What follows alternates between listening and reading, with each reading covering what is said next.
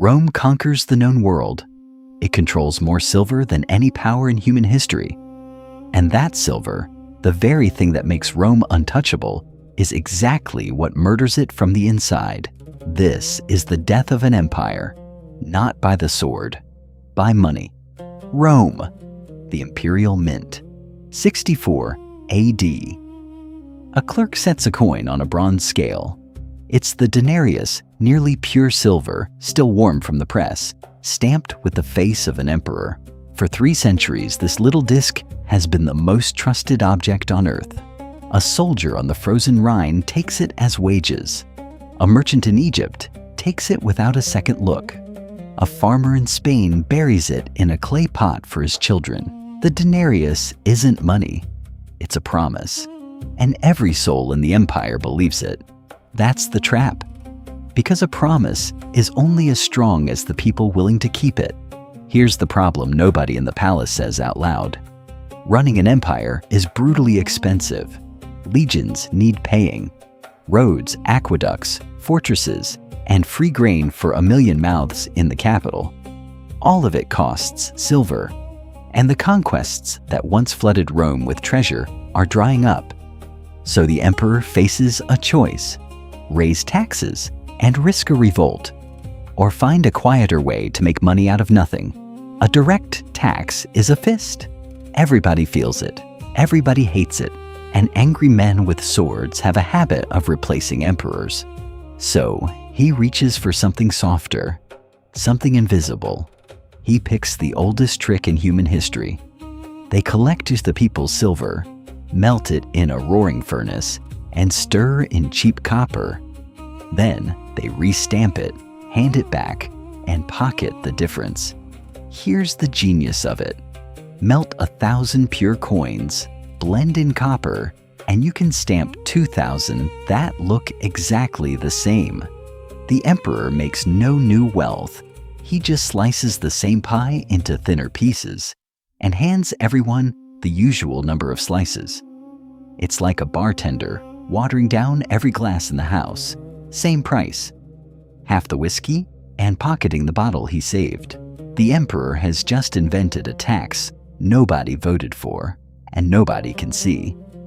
2,000 years from now, a retired machinist named Raymond Keller loses half his life savings to this exact trick. Not one coin ever leaves his hand. But Rome has to perfect it first. And once you taste free money, you never stop. Under Augustus, the denarius is about 95% silver, soft enough to dent between your teeth. Then Nero shaves it. Then the emperors after him shave it again. And again. The mint masters know exactly what they're doing, and for a while they don't. Walk into a money changer's stall though, and you can feel it.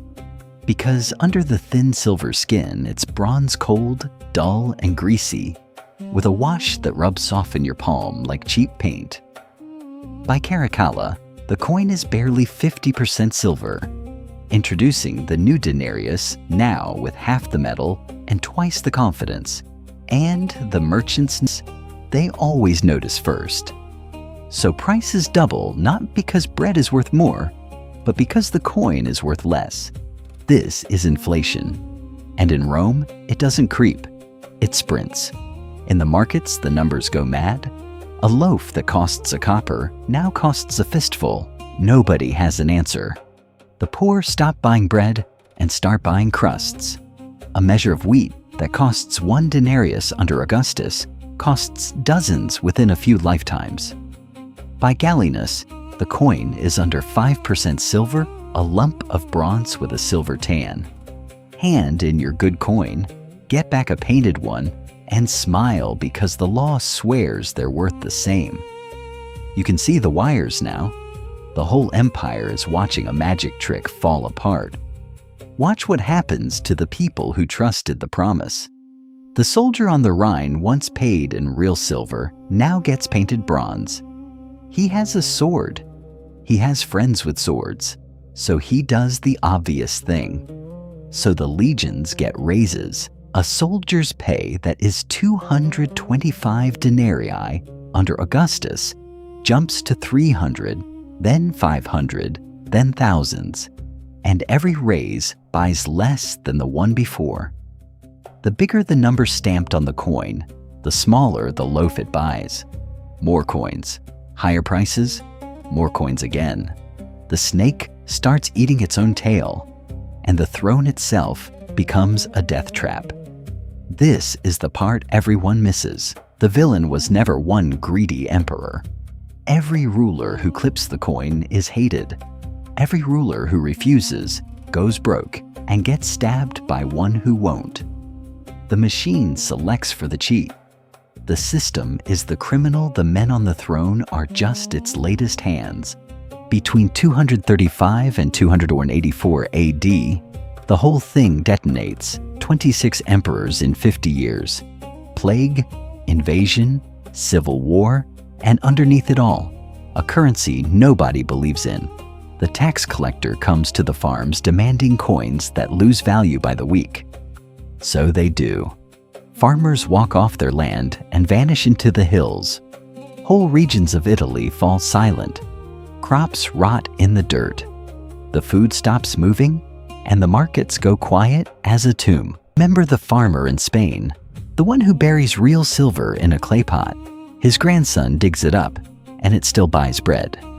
The neighbor who saves the shiny new coins digs up garbage. Somewhere in that gap lives every saver in history, including a machinist in Ohio who isn't born yet. One emperor tries to fix it with a hammer. This is Diocletian's edict on maximum prices, 301 AD, 1,000 goods, fixed by law, enforced by death. It's like ordering the tide to stop rising because you've made high water illegal. The shops just close. The black market explodes. You cannot make a hollow coin honest by killing the people who notice it's hollow. Finally, Rome stops lying. This is Constantine's solidus, heavy, warm, honest gold. And it works. It holds its value for centuries. But here's the brutal part. The solidus saves the eastern half of the empire, the part that becomes Byzantium. The western half, Rome itself, is already a corpse that hasn't finished falling. The armies can't be funded. The trade routes are dead. The trust that holds a million-person city together is gone. So when the barbarians finally stroll through the gates, there's barely an empire left to take. By the 1500s, the city of Rome holds barely 10,000 people. The capital of the world is a ruin where shepherds graze goats over buried marble. The sword gets the credit. The treasury does the killing. The face on the coin changes 100 times. The Khan never does. We are not smarter than the Romans. We just have better graphics. Meet Raymond Keller, 64, a retired machinist in Toledo, Ohio, 40 years on the factory floor, and he does everything they tell him. He saves $190,000 sitting safe in a bank. His denarius, his clay pot of silver, except the dollar he starts saving in 1985, now buys about 40 cents of what it did back then.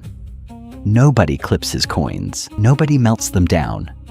The number in his account never even drops. That's the upgrade. Modern Rome doesn't need a furnace. Congratulations.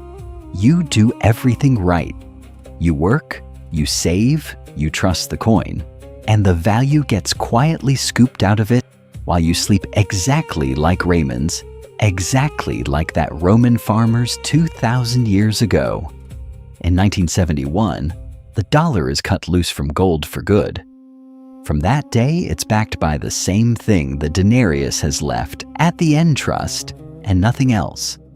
Weimar Germany runs this trick and ends with wheelbarrows of cash for a single loaf. Zimbabwe runs it and watches prices double every single day. A 1971 dollar is worth pocket change today. The bill in your wallet is just the latest coin with the silver scraped out. So we tell ourselves Rome was different, that those people were primitive, that we are far too clever to fall for a magic coin, but we do the exact same thing. We measure our whole lives by a number glowing on a screen and call it security. We watch the price of bread climb and we blame the baker. We cheer when the markets rise, and we never ask why it takes more money every year to buy the same small, quiet life. The truth is, we keep clutching the hollow coin because the alternative is admitting we never really owned anything at all. Rome doesn't die the day the barbarians come.